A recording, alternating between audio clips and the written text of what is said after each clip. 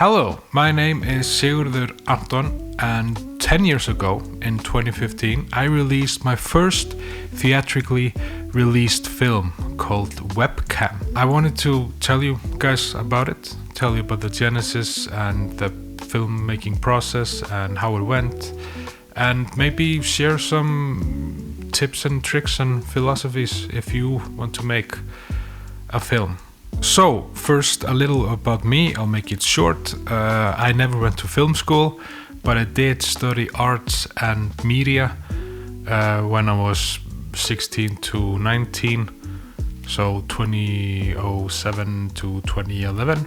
And I've always loved shooting videos with my friends, making shorts, writing. I've been writing since I was a kid, and I've always wanted to be a filmmaker since I can remember. In 2013, two big important things happened in my life as a filmmaker. The first thing was I decided at the beginning of 2013 that I would shoot my first feature in that spring. So in that January, I started writing a horror film, low-budget horror film, that I shot 5 months later in May for about 150,000 kronas, Icelandic kronas, which is about $1,100. We shot the film in 5 days. I got my friend Aron Bragi, who I had known through mutual friends for a couple of years, to shoot it. I knew he was a great photographer and a great cinematographer, so I got him to shoot it on a Canon 550 using a Tamron lens, a zoom lens that I had gotten for graduation. And I mostly cast a bunch of friends that I had gotten to know throughout the years doing various videos and shorts and school projects and stuff like that. We shot for 5 days. It was a lot of fun. We shot for 4 days in one apartment and then the last day out and about. And then over the summer I edited it, and it wasn't great. it was fine, but it was lackluster. So a year later, in May of 2014, we went back for a day or two to do some reshoots and pickups and new scenes, and to make it better.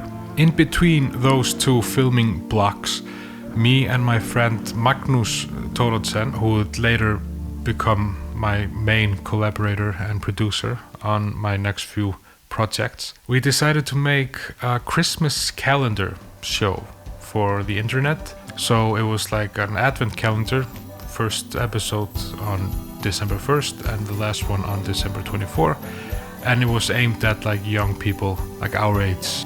We were 22. That show was shot by Aron Bragi again, and we shot from September to December of 2013. The show was well received and watched by, a few hundred people. So we didn't expect a lot, so we got more than we expected.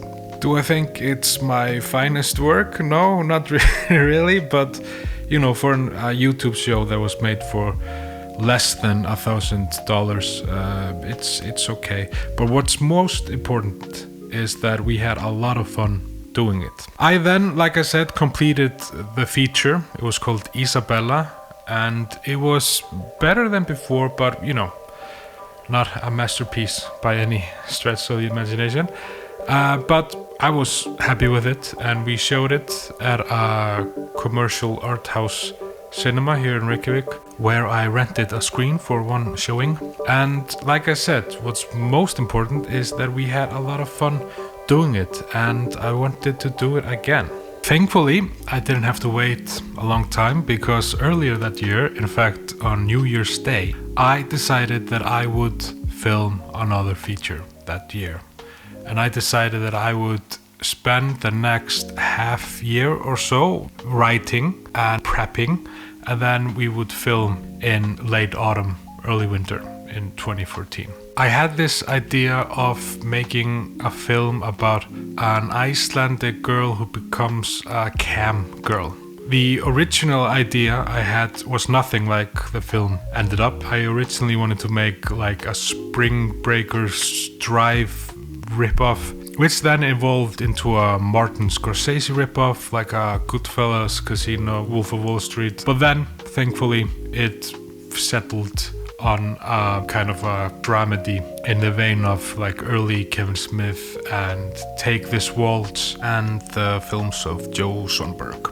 I then showed it to Magnus in the late summer, and we decided to make it, and we knew that no one was gonna give us money to do it, so we decided to just do it the low budget, dirt cheap way we had been doing it before, but kind of step it up one step further. So we put together 800,000 Icelandic kronas, which is like $5,000, which we used to shoot the film.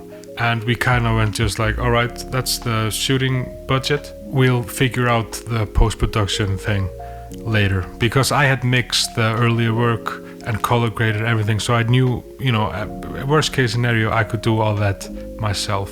Also, it's very important to state that we didn't really have an end goal. We just hoped to complete the film and then maybe rent out a room at a cinema for some showings and then release it on DVD and maybe get into some festivals. That was kind of the big dream. In the lead role, I cast Anna Hafþórsdóttir, who I had previously worked with on a short that I wrote but didn't direct or anything earlier that summer. And she had been gathering some attention for like some comedy TV show that she did with her friend, and she had been in some movies, and so I was really surprised when she said yes to be in the film. In the other lead, I cast Thelma Huld, who had been one of the leads in the Christmas calendar. In the two male lead parts, I cast my friend Ivar, who was a fellow stand-up comedian who had also been in the Ísabella movie, and Júli, who was a friend I had known since I was 16, who had been both in Ísabella and the calendar. A very important thing that I started doing on this film, that I still do to this very day, is rehearsals. We rehearsed for 2 months before we shot anything. We rehearsed October and November, and then we started shooting in the middle of December. I cannot imagine doing a film ever again without rehearsal. It's not just about knowing your lines and like getting those things in order. It's also just about like exploring the script, exploring the characters, exploring the scenes, finding out what works, what doesn't work, how we can change it, improvising, trying out new lines, new jokes, even blocking sometimes. I think it's really important, and it saves so much time and money in the filming process to do it like that. 3 other important things that I want to mention that we did in pre-production with the actors was, firstly, we shot a poster for the film, like a teaser poster, and we went outside of the city with Anna, the lead actress, and shot some pictures, and I made a poster, and it's not the greatest poster in the world, but it did make us like excited for the film. And when we started documenting the filming process on social media, we could use the poster to kind of tell people like this is what we're making. Another thing that we did was coloring one of the actress's hair. As you can see by the clips, the character of Aku has blue hair. She has purple hair and then blue hair in the film. And that came about because in the script she had green hair, like peppermint green. And I made an appointment with a hair salon to get the actress Thelma a haircut and to color her hair peppermint green. However, 2 weeks later, when the appointment was, which was literally like a day or two before filming, she arrived at the hair salon and there was no booking. Well, there was booking, but it only said haircut. It said nothing about coloring. So she called me And she was like, there's been some mistake. So I had to rush down there and talk to, the owner or the manager or whatever. And he was like, there must have been something wrong with our system. However, the bad news is we don't have peppermint green hair dye in stock. Like, we have to get it beforehand. The only color we have that isn't just like typical blonde or typical brown is blue. So she became blue-haired. Straight after the dye job, we went, me and Magnus and the two lead girls, we went with 2 film cameras to like a shopping mall and downtown and all around Reykjavik, and we shot, like, we took photos of them as their characters having a day out or having fun. And the original idea with those photos was to use it as set dressing, which we did, but it also created the end credit sequence. Since we were stepping up one step in our filmmaking process, we decided to shoot the film not on Canon 550D or 7D, but on a C100 Mark I. And instead of using our own lenses, like my Tamron zoom lens or some other lenses that Aron had, we rented a Canon cinema lens kit with 3 prime lenses, 24, 50 and 85 millimeters. We also rented 2 Kino flows, which was a pretty big deal since our other projects had been lit by theater lights that I had borrowed from somewhere. But that was pretty much it. And Aron shot it like the previous project. However, one big mistake that we did that I really can't stress enough that you shouldn't make is that we didn't have a sound recordist. We had never had a sound recordist on our projects before. Usually I, as the director, did the sound, and we would just, either I would hold the pole or we would have the mic on like a standing pole. It wasn't great. And we decided that we would get some friends to come over and hang out with us, and they would hold the pole and keep an eye out on the recording, but otherwise we would just do it. Thankfully, Aron had a Zoom H6 that we could use, and Magnus knew some people from back when he was in film school that could lend us a boom mic, a pole, and 2 or 3 lav mics. The shooting schedule was 16 shooting days over the span of like 3 weeks. We did shoot from the 13th December to the 5th of January, but we did take like a Christmas break and a New Year's break for like a day or 2 or whatever. Most of the budget went into food and props and one location. The film is split into 2 separate chapters, and in the first chapter they are in one apartment and in the second they are in another, and one of the apartment was actually Telma's apartment. When we were rehearsing, we did one rehearsal at her place because she was a bit stretched for time, and when I got there I noticed that she had this weird like glass wall between her shower and her living room, and I was like, hey, this would probably look really good on camera. Can we shoot here? And she was like, yeah. And it helped her because she was also working like night shifts at a bar, so she could like be at her place and sleep like literally like until 10 minutes before it was her time to shoot, and then she could just like go into makeup and do her scenes. The other apartment we rented from like an Airbnb guy. It was like $300. It was like 50,000 Icelandic kroner. So yeah, we shot there for 4 days.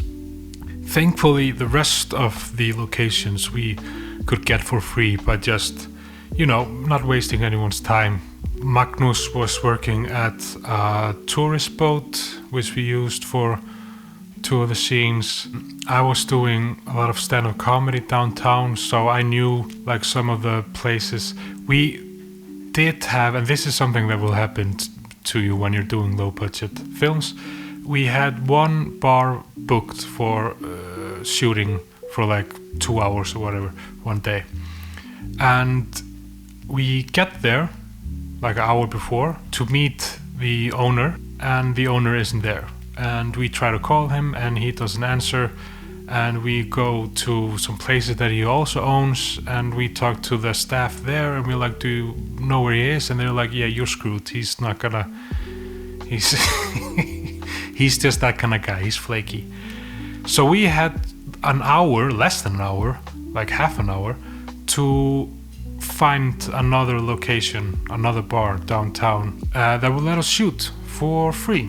And thankfully we found a place which is for this scene. We almost had it happen again with this video store. I called the owner an hour before, telling him that I was on my way, and he had just woken up, and he was like, I don't know if I can do this. I was like, please let us film. And it took a bit of persuading, but then he was like, I can't fuck you guys over, I'll come. This school where we shot the school scenes was the very school that me and Magnus and Aron went to and where we met. But mostly we just shot outdoors, and that's, as long as you're not shooting at private properties, that's free for low budget or no budget films. So my tip, and this is easier said than done, if you're gonna do a no budget film, do as few locations as you can and make most of them outside. In fact, unless you're doing just like a completely no budget film, this is a very good rule of thumb, which is whenever you add a location or a character, you are adding to your budget, and usually a lot. Thankfully, you could say, I didn't know that at the time, or didn't realize it. So this film has a lot of characters and a lot of locations. One of the characters is the lead character's father. He's played by far the most famous person in the film. You might even recognize him if you've seen movies like Secret Life of Walter Mitty. He's in that. His name is Gunni Helga, and he is the nicest man in Iceland, if not the universe. He is a total legend. All in all, the filming process went really well. The only kind of bad thing was at the end, we all became very sick, at least me and Aron and Magnus. And it was so weird because, like I said, for the last 2 or 3 days we were really, really sick. Like I couldn't even talk one of the days because I had such like bad throat. But then, as soon as the filming was over, like we went to sleep and I woke up and all of us were like in super health. It's a bittersweet moment to look back on because it's the last time filming and making movies was like a hobby, and it was just something fun you did with your friends and some people you were getting to know. I edit all my movies myself, and Webcam was no different. I edited on Premiere Pro, which I still use to this day, even though I have, like most people, a love-hate relationship with it. It's great at so many things, but it also loves to crash and be buggy. 2 things about my editing process is, first of all, I start editing the very first day. As soon as the day is over, I get home and I start editing, and I edit then for hours until I can go to sleep and then go back to shooting. Another thing is, usually like a month into editing, plus the shooting period, I cut myself a teaser of the film. Very simple, like maybe 2 lines, 3 lines of dialogue, and then mostly just like shots I like to music. And I did that for this movie, of course, and I made the song myself, and I did the teaser, and then I showed Magnus it, and I showed some people, and then I fixed it, and then we released it on the internet, and it blew up.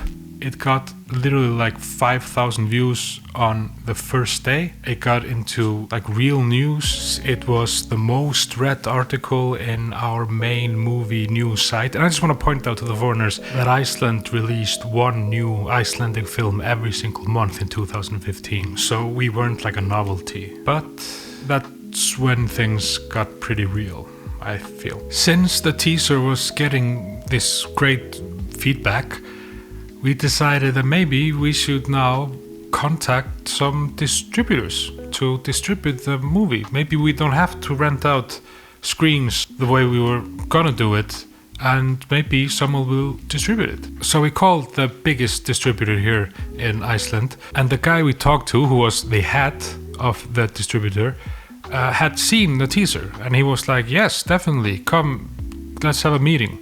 And we had a meeting, and it went really well, and he was like, when do you think you'll have a first cut of the movie ready for me to see? And I said some date that was way too close, but I didn't want to wait too long. So I said like, I don't know, 2 weeks, a week or whatever.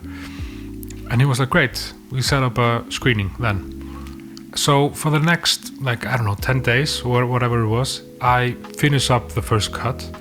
I call Magnus and Aron to come and watch it, and we watch it all through, and we love it. And then the next day we go to screen it for the distributor, and they love it. And as soon as the film is over, they're like, we're gonna buy it. We'll have a contract tomorrow if you want. And we were like, yes, please. It was one of the most surreal moments of my life. And I've been in this business for 10 years since then.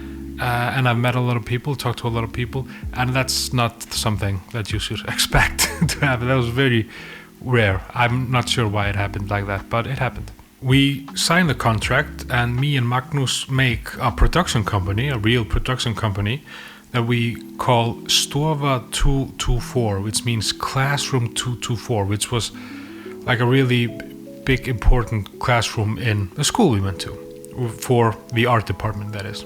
The distributor sets a date for 17th of July, which means we have about half a year to finish the film. I spent like 4 more months editing the film, like getting it down, cut maybe like 10 minutes of the first cut, and then I color graded myself, and then we had to have a poster made. And we didn't want to use the teaser poster that we had made before the shooting. So we decided to make a new poster, but we had a big problem. 2 big problems, actually. The first one, the biggest one, was that our lead actress, Anna, she was in college in America as an exchange student. I don't remember the state, but she was somewhere in America and wasn't going to come back until like late June or early July. So that wasn't gonna work. Also, the other lead actress didn't have her blue hair anymore, so we didn't have any choice except to do a drawn poster. And we got this guy, really, really talented guy called Atli. He drew this poster, and we made another trailer, a real trailer, like a full 3-minute trailer, and they started marketing the movie in the summer. The score was done by Ragnheiður, who was my friend that I'd known for many years. She was at the time studying composing at the Icelandic University of Arts, so she had access to a lot of instruments and rooms and people who she collaborated with on the score. I'm really, really happy with the score for this movie, especially since it was made in not a lot of time. Now, you may be asking yourself the obvious question, which is, when you were doing the budget, you said that you would figure out the post-production later. Well, the grading was free because I did it myself, but we still had to mix the film. Thankfully, the distributor gave us an MG, which means a minimum guarantee, which is basically an advance where they say, we think the film is going to do at least this amount of money, and then they give you that amount as a loan, basically, that you have to pay back through the ticket sales and the video demand sales and everything like that, until it's paid back, and then you start getting a cut of the profits. The only problem was that we wouldn't get the MG until we had delivered the film. But we couldn't deliver the film unless we had mixed it. So I took the contract where it said that we would get this money, took it to the bank, and I got a overdraft loan basically for that amount, and used that to pay for the mix. That loan had a 50% interest rate, just for your information. Yeah. We also had a song made for the movie and a music video, kind of like in the 90s. People don't really do that anymore, but you know, we thought it was fun.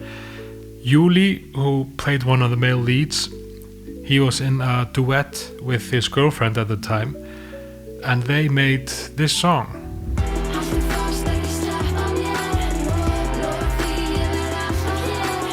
And we did have a situation like 2 days before the film came out, where the trailer was showing on television, and the television station got a bunch of complaints from like angry parents that there was this sexual trailer being shown on television, even though there was no nudity or any cussing or anything.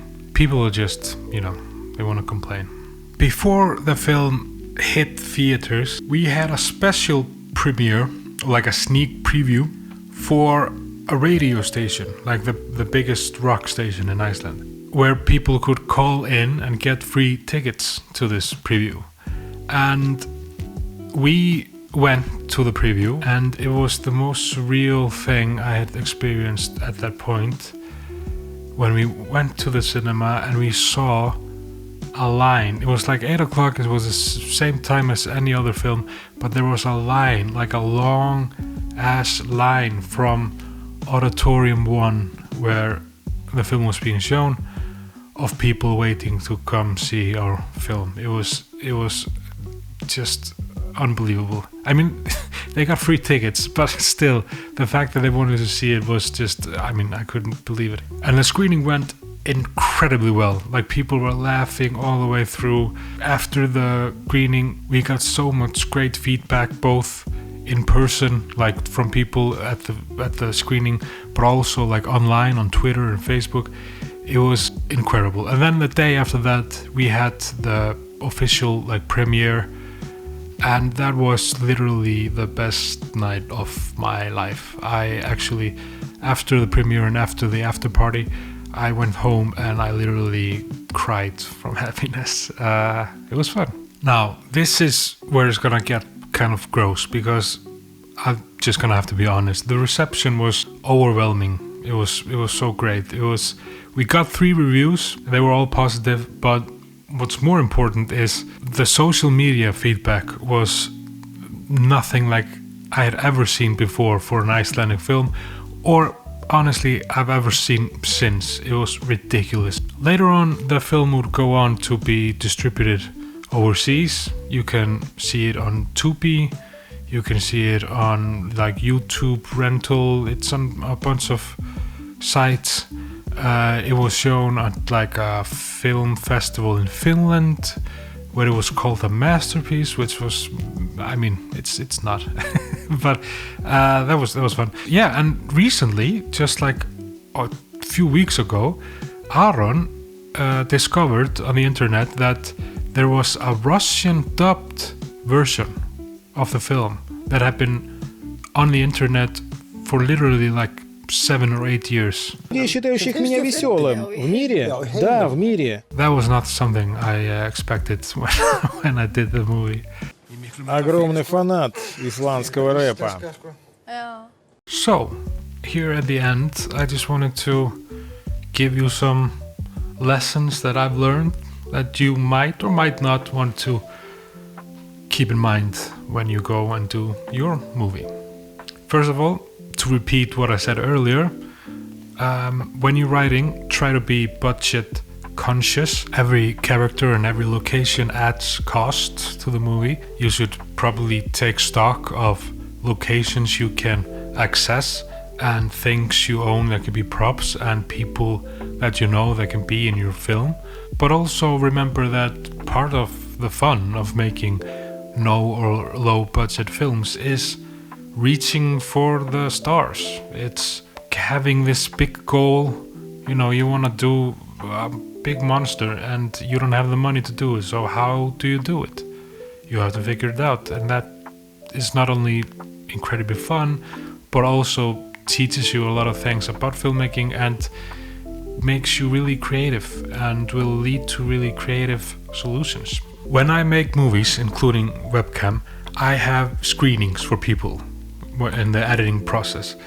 And I get, friends, family, cast and crew, industry people, people I don't know, just people in general to come and watch the movie. And that's what we do. We sit down, we watch the film, and then after the film we have a discussion. And during the film I kind of feel the energy of the room. I hear when the laughs are, when the laughs aren't, like if people are losing attention, all of that stuff.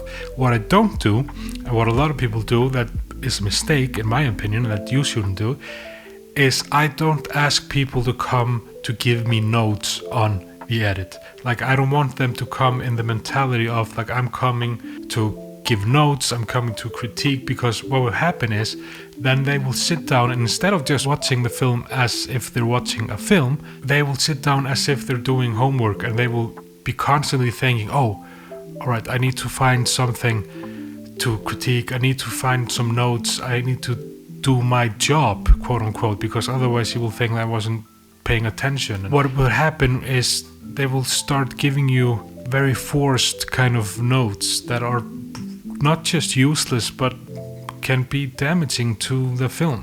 Food is incredibly important when you're doing no budget or low budget films.